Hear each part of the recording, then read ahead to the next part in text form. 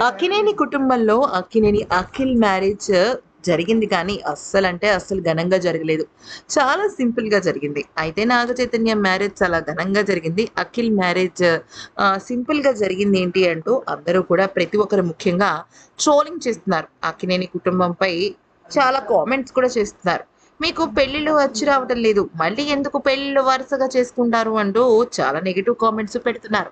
అయితే ఈ క్రమంలో గనుక చూసుకున్నట్టయితే అక్కినేని అఖిల్ మ్యారేజ్ సింపుల్‌గా చేయడానికి పలు కారణాలైతే ఉన్నాయి. అయితే రిసెప్షన్ కూడా వాళ్ళనుకున్నంత వాళ్ళ ఫ్యామిలీకి తగ్గంత రేంజ్‌లో అయితే వాళ్ళు చేయలేదు. ఇక ఈ క్రమంలో ఇద్దరి పెళ్ళిళ్ళు పూర్తయిన తర్వాత అక్కినేని నాగార్జున వీలునామా రాసినట్టు తెలుస్తుంది. అయితే వీలునామా రాసే ముందు నాగార్జున చాలా విషయాలను పరిగణనలోకి తీసుకున్నారు. అయితే ప 1982లోనే నాగార్జునకు లక్ష్మి అనే అమ్మాయితో పెళ్ళయింది. ఆమె ఎవరో కాదు దగ్గుపాటి కుటుంబం ఆడపడుచు. అయితే ఇంక వాళ్ళిద్దరికీ నాగ చైతన్య పుట్టాడు. ఆ తర్వాత వాళ్ళిద్దరూ విడిపోయారు. ఇక ఆ తర్వాత హీరోయిన్ అమలాని పెళ్లి చేసుకున్న తర్వాత 1993లో అఖిల్ పుట్టడం జరిగింది. అయితే ఆ సమయంలో అంటే 92లో అమలకు పెళ్ళయ్యే టైంకి అమల అలాగే నాగార్జున మధ్య ఒక ఒప్పందం ఉంది. అదేంటంటే నాగ చైతన్యని నువ్వే చూసుకోవాలని. అయితే అమల కూడా దానికి యాక్సెప్ట్ చేసింది.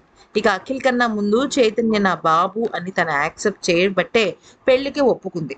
ఆ తర్వాత విషయంలోకొచ్చినట్టయితే ఇక అప్పటినుంచి నాగ చైతన్య అన్న పన్న కొంతవరకు అమల చూసుకోవడం జరిగిందనమాట. అయితే ఇక విషయంలోకొచ్చినట్టయితే అందుకనే ఆస్తి పరంగా అమల నాగార్జునని రిక్వెస్ట్ చేసింది. అక్కినేని అఖిల్‌కి ఇంకా కెరియర్ పరంగా సెటిల్‌మెంట్ రాలేదు. కానీ నాగ చైతన్య ఒక పెద్ద హీరోగానే సెటిల్ అయ్యాడు. పైగా దగ్గుపాటి కుటుంబానికి సంబంధించిన ఆడపడుచు మనవడు. అంటే దగ్గుపాటి కుటుంబానికి సంబంధించి కూడా తను కూడా ఒక వారసుడనే అనుకోవాలి. అయితే అక్కడి నుంచి ఆస్తి ఎటు వస్తుంది కాబట్టి అఖిల్‌కి కొద్దిగా ఎక్కువగా రాయాలని కోరిందట. అయితే దానికి తగ్గట్టుగానే నాగార్జున కూడా అఖిల్‌కి కొద్దిగా ఆస్తి ఎక్కువగా పంచినట్టు వీలునామాలో ఉంది.